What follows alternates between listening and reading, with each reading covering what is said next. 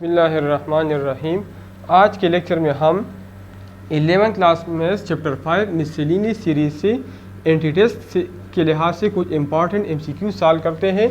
तो नंबर 1 है the general term of the series 2 2 + 5 + 2 + 5 + 8 plus, ठीक है। तो जनरल टर्म हमारे साथ इसका है 2 + 5 + 8 + 11, ठीक है, एंड सो ऑन। तो जनरल टर्म का फार्मूला है टी के हम लिखते हैं n/2 या k/2 2a1 + k-1 n2d, ठीक है। तो टी के या अगर हम यहाँ पे k की जगह n भी पुट कर सकते हैं तो n/2 2a1, तो a1 हमारे साथ यहाँ पे 2 है तो 2 × 2 + k-1, तो k की जगह हम n पुट कर सकते हैं n-1, और d हमारे साथ इसमें कॉमन डिफरेंस क्या है 3 है, तो ये हमारे साथ बन जाएगा n/2 2 2s are 4 + 3n - 3 which is equal to n/2 और 3n और 4 - 3 से 1 आता है, ठीक है। तो n/2 × 3n - 1 इसका जनरल टर्म है, ठीक है। 3n + 1 4 - 3 से +1 आता है, तो इसमें option number D correct option है, ठीक है। और इसका आप summation up to n term भी मालूम कर सकते हैं, उसका तरीका मैंने पिछली MCQs में सिखाया है, ठीक है। नंबर 2 है sum to infinity of series 1.3.5 + 3.5.7 + 1/5.7.9 plus up to infinity. Up to infinity इसका सम मालूम करना है, ठीक है। तो सबसे पहले आप इसका जनरल टर्म मालूम कर लें।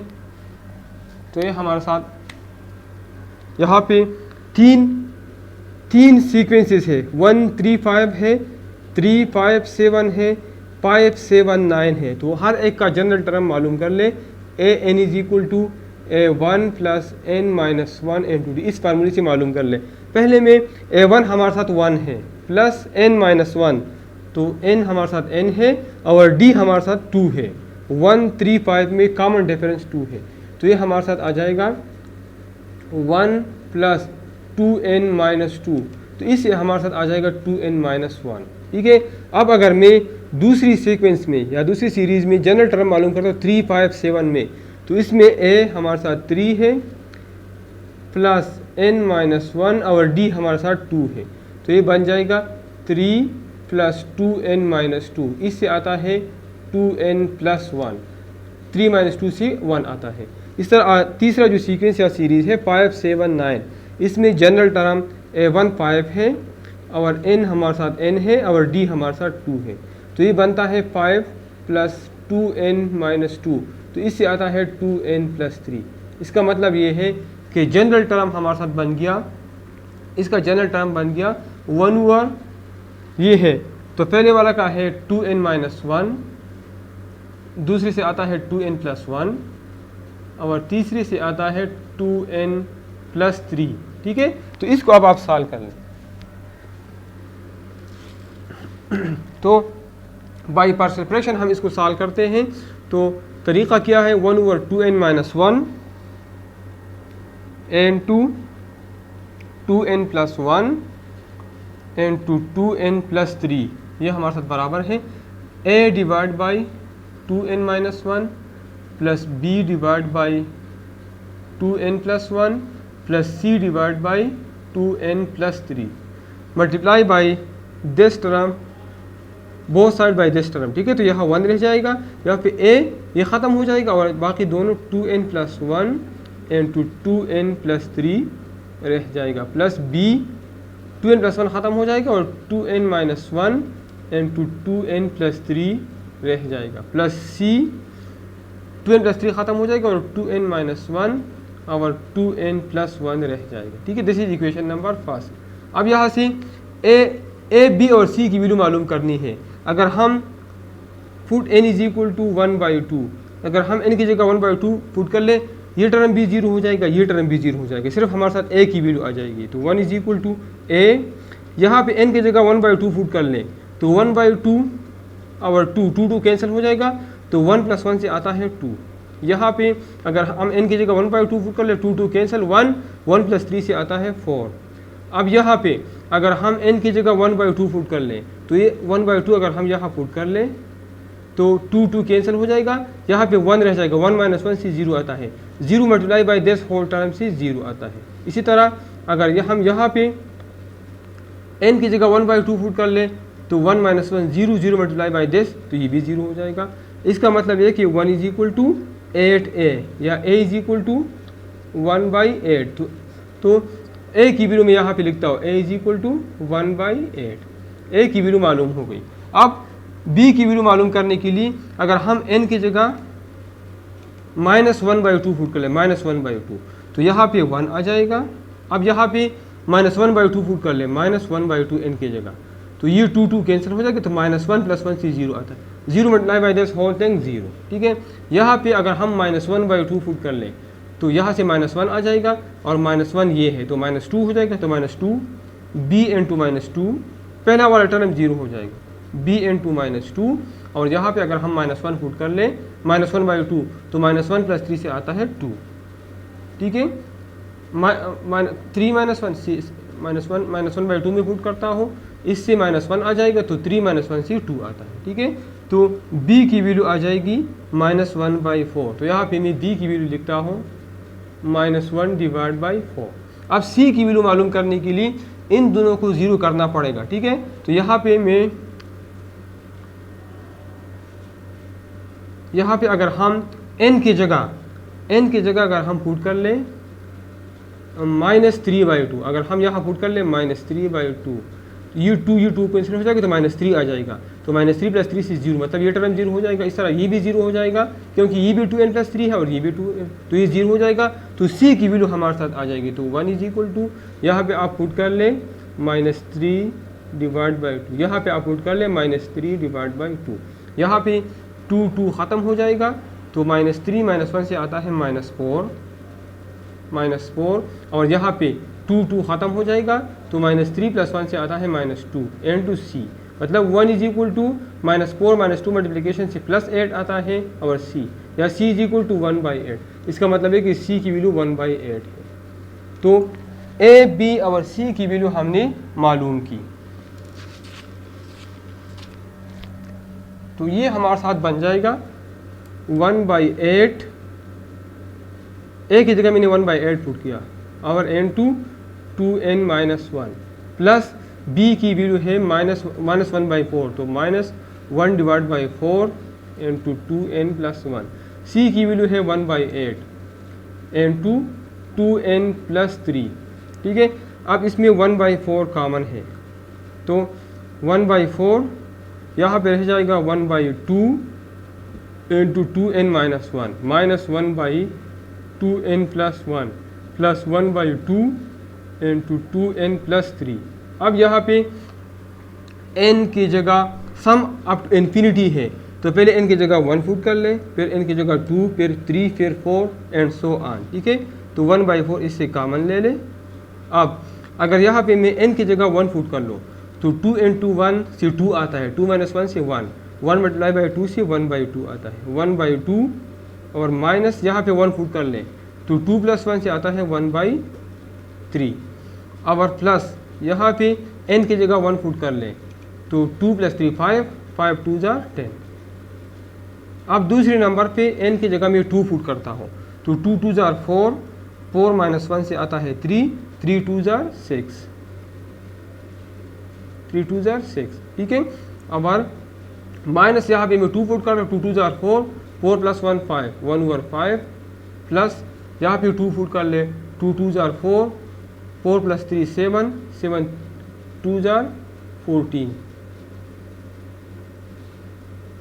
प्लस अब 3 पुट कर लें, तो 2 3 = 6, 6 - 1 से 5 आता है, तो 1/10।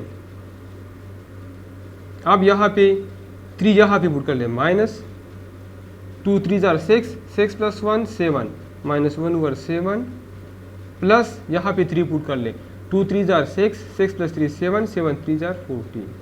अब n = 4 पुट कर लें, तो 2 4 = 8, 8 - 1 7, 7 2 = 14। ठीक है, इसी तरह यहाँ पे माइनस 2 4 = 8, 8 + 1 9, -1/9, प्लस 1/18 आएगा। ठीक है, 2 4 = 8, 8 + 3 ये 18 है, ठीक है, ये 18 है और ये 22 आएगा। तो अगर इस तरह 5 6 7 अप टू इन्फिनिटी आप पुट कर लें तो यहाँ पे अगर हम देख लें तो इसमें सिर्फ 3 टर्म, जब यहाँ पर 1.3.5 3 टर्म्स हो तो सिर्फ 3 टर्म यहाँ पे रहता है, पहले में पहला और दूसरे में पहला, ये टर्म रहता है, बाकी सारे कैंसिल होते हैं। किस तरह कैंसिल होते हैं आप देख लें, ये 1/10 और 1/10 अगर आप इसको ऐड कर ले तो इससे 1/5 आता है, तो ये 1/5 इस माइनस 1/5 से कैंसिल होते हैं, ठीक है। इसी तरह यहाँ पे 1/18 है तो ये ये हमारे साथ 1/14 है, ये 1/14 और ये 1/14, इससे प्लस 1/7 आता है तो ये माइनस 1/7 से कैंसिल होता है। इस तरह बारी बारी ये सारे, मतलब यहाँ पे पहले वाला कैंसिल हो गया, यहाँ पे दोनों, यहाँ पे सारे कैंसिल होंगे, इस तरह यहाँ पे भी सारे कैंसिल होंगे। तो अप टू इन्फिनिटी आप जाते हैं तो सिर्फ आप याद रख लें कि पहले वाले में 2 टर्म्स और दूसरे वाले में सिर्फ 1 टर्म बाकी रहता है, ठीक है। जितनी भी क्वेश्चन हो इसी तरह 3 टर्म्स के हो तो पहले वाले में 2 टर्म, दूसरे वाले में 1 टर्म रहता है, बाकी सारे कैंसिल होते हैं, जिस तरह मैंने आपको बता दिया, ठीक है। तो 1/2 माइनस 1/3 और यहाँ पे प्लस 1/6 रहता है, तो विच इज इक्वल टू 1/4। इसका एलसीएम 6 है, 6/2 से 3 आता है, 3 1 जार 3, माइनस 6/3 से 2 आता है, 2 1 जार 2 और प्लस 1, तो इससे आता है 1/4 और 3 + 1 4, 4 - 2 से 2 आता है 2/6, तो 2/6 से आता है 2 1 जार 2, 2 3 जार 6, मतलब 1/12 इससे आता है, क्या आता है sum up to infinity of this series is 1/12। तो इसमें option number B correct option है, ठीक है। तो नंबर 2 सॉल्व हो गया। नंबर 3 है 2.3 + 4.9 + 6.27 + 8.81 इज, ये कौन सा सीरीज है, तो इसको आप गौर से देख लें। ये पहला वाला 2 4 6 8 ये अर्थमेटिक है, कॉमन डिफरेंस 2 है, और दूसरा वाला ज्योमेट्रिक है 3 9 10 27 81, इसमें कॉमन रेशो 3 है, 3 3 जार 9, 9 3 जार 27, 27 3 जार 81। तो ये हमारे साथ पहला वाला अर्थमेटिक है, दूसरे वाला ज्योमेट्रिक है, तो इस किस्म की सीरीज़ को हम कहते हैं अर्थमेटिक ज्योमेट्रिक सीरीज़, ठीक है। तो पार्ट नंबर 3 भी सॉल्व हो गया, ठीक है। पार्ट नंबर 4 इसी तरह है, जिस तरह ये मैंने सॉल्व करे ये वाला, ठीक है। तो ये मैं सॉल्व करता हूँ,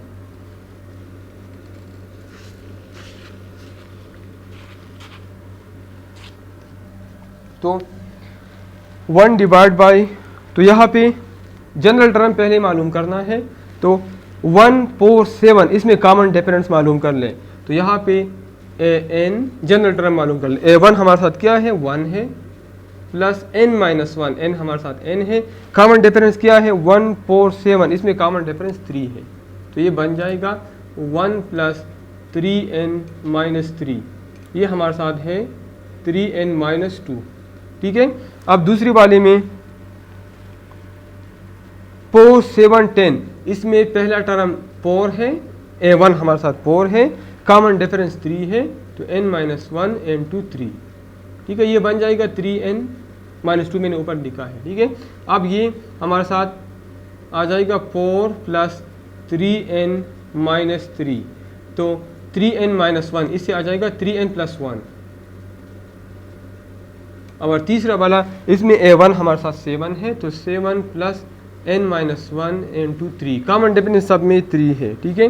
तो ये बन जाएगा 7 + 3n - 3, तो ये बन जाएगा 3n और 7 - 3 से आता है 4, तो इसका जनरल टर्म हमारे साथ आ जाएगा 1/3n - 2 n 2 3n + 1 n 2 3n + 4 is equal to a divided by 3n - 2 plus b divided by 3n + 1 plus c divided by 3n + 4, ठीक है। Multiply both side by this, तो 1 is equal to a into 3n - 2 ख़त्म हो जाएगा, 3n + 1 into 3n + 4 रह जाएगा, plus b into 3n + 1 ख़त्म हो जाएगा, तो 3n - 2 into 3n + 4 रह जाएगा, और प्लस c यहाँ पे 3n+4 ख़त्म हो जाएगा तो 3n-2 इंटू 3n+1 रह जाएगा। ठीक है, this is equation number first. अब यहाँ से ए बी सी की वैल्यू मालूम करना है। ठीक है, तो अगर हम n की जगह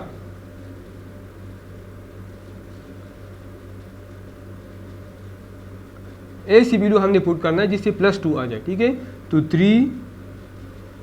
3 को हम ए सी वैल्यू से मल्टीप्लाई करेंगे जिससे हमारे साथ +2 आ जाए। ठीक है, तो अगर हमें इसको मल्टीप्लाई कर लो 4/3 से, सॉरी 2/3 से, तो 2/3 से अगर मैं मल्टीप्लाई कर लूँ 3 ख़त्म हो जाएगा या हमारे साथ +2 आ जाएगा, तो 2 - 2 0, तो ये टर्म भी 0 हो जाएगा, यहाँ पे ये टर्म भी 0 हो जाएगा क्योंकि ये भी 3 - 2 है, ये भी 3 - 2, तो ये पूरा टर्म भी 0 और ये पूरा टर्म भी 0। तो put n is equal to 2/3, तो 1 इज इक्वल टू a, यहाँ पे 2/3 पुट कर ले, 3 ख़त्म, तो 1 + 1 से आता है 2, और यहाँ पे 3/2 पुट कर ले तो 2/3, तो 3 ख़त्म, ये यहाँ पे 2 रहता है तो 2 + 1 से आता है 3, और यहाँ पे 2 + 4 से आता है 6। ठीक है, तो मतलब 1 इज इक्वल टू 18a या a इज इक्वल टू 1/18। अब दूसरे नंबर पे a की वैल्यू हमने मालूम की। ठीक है, अब हमने b की वैल्यू मालूम करनी है, तो यहाँ पे b अगर मैं मालूम करता तो इस टर्म को 0 करूँगा, इस टर्म, तो इसमें 3n+1 है, इसमें 3n+1 है, तो n की जगह अगर मैं 1/3 पुट कर लो तो -1/3, तो ये भी 0 हो जाएगा, ये भी 0 हो जाएगा, तो put n is equal to -1/3 in equation number second. तो -1/3 का मतलब ये है कि 3 ख़त्म, -1 + 1 0, ये पूरा टर्म 0। इस तरह यहाँ पे भी 3n+1 ये भी 0 हो जाएगा, तो 1 इज इक्वल टू सिर्फ ये टर्म आ जाएगा b, यहाँ पे 1/3 मैंने पुट कर दिया, तो 3 ख़त्म, 1 - 2 से आता है -1 यहाँ पे मैंने -1/3 पुट कर दिया, -1/3, तो -1 - 2 से आता है -3, यहाँ पे -1 आता है तो -1 + 1 से ये 4 है। ठीक है, तो 3 × -1/3, तो 3 ख़त्म, -1 + 4 से आता है 3, तो 1 इज इक्वल टू -9b या b इज इक्वल टू -1/9। तो a में यहाँ पे नोट करता हूँ, a हमारे साथ है 1/18, b है -1/9, ठीक है, -1/9, और c है, c में मालूम करता हूँ, तो c इसका मतलब है कि मैं इस टर्म को 0 करूँगा, तो इसमें भी 3n+4 है, इसमें भी 3n+4 है। अगर ये टर्म में 0 कर लो तो इसका मतलब ये है कि c की वैल्यू हमारे साथ मालूम हो जाएगी। ठीक है, तो अगर यहाँ पे मैं इसके n की जगह पुट कर लूँ -1/3, -4/3, -4/3, ये 3 और ये 3 ख़त्म हो जाएगा, -4 + 4 से 0 आता है, तो ये टर्म 0 हो जाएगा। इस तरह यहाँ पे भी 3n+4 है, तो अगर n की जगह मैं पुट कर लूँ -4/3, तो ये 3 और 3 ख़त्म हो जाएगा, -4 + 4 से 0 आ जाएगा, तो c की वैल्यू मेरे साथ मालूम हो जाएगी। तो put n is equal to -4/3 in equation number first, ये भी 0 हो जाएगा, ये भी 0 हो जाएगा, तो 1 इज इक्वल टू c × यहाँ पे पुट कर लें -4/3, ये 3 और ये 3 ख़त्म हो जाएगा, -4 - 2 से आता है -6, यहाँ पे पुट कर ले -4/3, ये 3 ख़त्म हो जाएगा, -4 + 1 से आता है -3, तो 1 इज इक्वल टू 18c या c इज इक्वल टू 1/18, तो c हमारे साथ आ गया 1/18। ठीक है, अब मैं इसको फर्दर सिंप्लीफाई करता हूँ। a, b और c की वैल्यू हमने मालूम की, तो ये हमारे साथ आ गया 1/18 इंटू 3n - 2 -1/9 इंटू 3n + 1 और +1/18 into 3n + 4 which is equal to, इसमें 1/9 कॉमन है, यहाँ पे रह जाएगा 1/2 into 3n - 2 -1/3n + 1 +1/2 into 3n+4, ये अप टू इन्फिनिटी है। तो इसमें बारी बारी n 1 2 3 पुट कर लें। अगर मैं यहाँ पे 1 पुट कर लूँ, 3 1 जार 3, 3 - 2 से 1 आता है तो 1/2 आ जाएगा, माइनस 3 1 जार 3, 3 + 1 से 4 आता है -1/4, और प्लस 3 1 जार 3, 3 + 4 से 7 आता है, 7 + 2 से आता है 14, और प्लस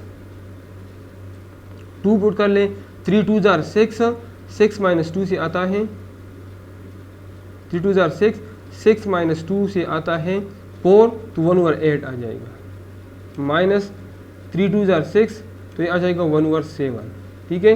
अब ये आखिरी टर्म यहाँ पे अगर मैं 2 पुट कर लूँ तो 3 2 जार 6, 6 + 4 10, और 1/20 आ जाएगा, ठीक है। अगर मैं 3 पुट कर लूँ तो 3 3 जार 9, 3 3 जार 9, 9 - 2 7, 1/14 आ जाएगा, ठीक है। अब ये दूसरा वाला माइनस 3 3 जार 9, 1/10 आ जाएगा, ठीक है। और यहाँ पे 1/26 आ जाएगा, 3 3 जार 9, 9 + 4 13, 1/26। तो यहाँ पे भी मैंने बताया पहले कि इसी तरह अगर जिस तरह भी क्वेश्चन हो 3 टर्म वाले, तो यहाँ पे 2 टर्म रहते हैं, यहाँ पे 1 रहते, बाकी सारे कैंसिल होते हैं। किस तरह कैंसिल होते हैं? 1/14 और 1/14 ये -1/7 के साथ कैंसिल, इस तरह बाकी सारे, ठीक है, जिस तरह मैंने पहले बताया, ठीक है। तो 1/9 रह जाएगा, 1/2 - 1/4 + 1/8, बाकी सारे कैंसिल हो जाएंगे। तो 1/9 इसका एलसीएम आ जाएगा 8, 8/2 से आता है 4, 4 1 जार 4, 8/4 से आता है 2, तो 2 1 जार 2, और 1, तो 4 + 1 से आता है 5, 5 - 2 से आता है 3, तो 1/9 × 3/8, तो इससे आता है 3 1 जार 3, 3 3 जार 9, तो 1/24। तो इसमें option number C correct option है, ठीक है।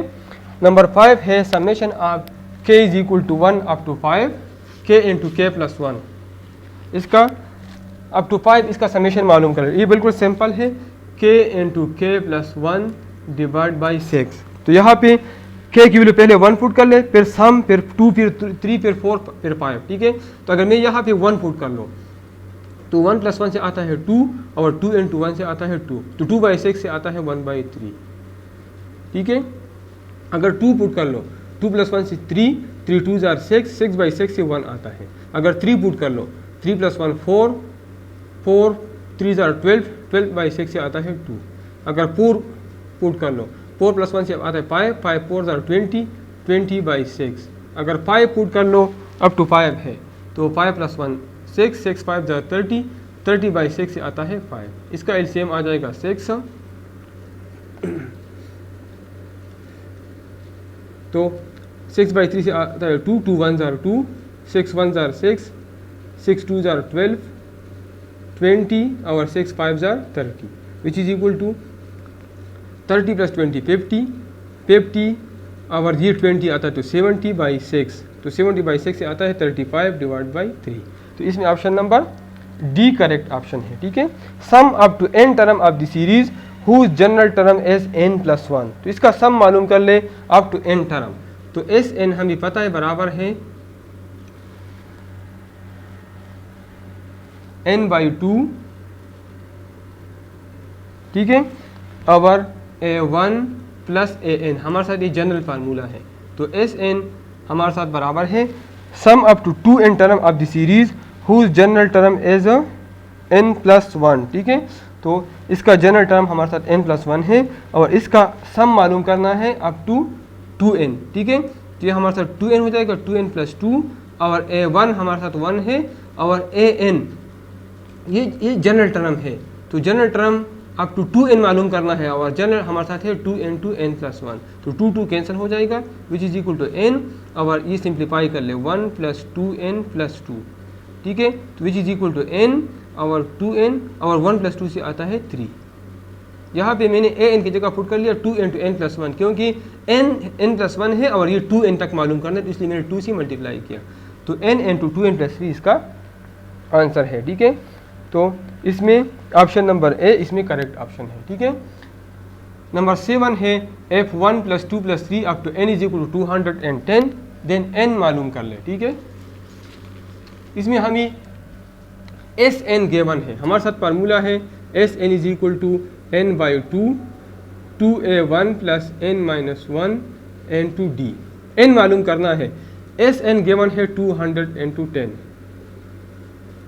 एन बाई 2, तो एन हमारे साथ मालूम करना है 2a1, तो पहला टर्म क्या है 1 है, 2 ज़रब 1 से 2 आता है, और plus N minus 1, common difference क्या है 1 है, which is equal to 210 is equal to N by 2 और 2 प्लस एन माइनस 1, या 210 is equal to N by 2 और एन प्लस 1 मल्टीप्लाई कर ले क्रॉस, तो इससे आता है 420 is equal to n square plus n, या n square plus N minus 420 is equal to 0। Solve by factorization, तो एन स्क्वायर इसको दो पार्ट्स में डिवाइड कर लें, plus 21n minus 20n minus 420 is equal to 0।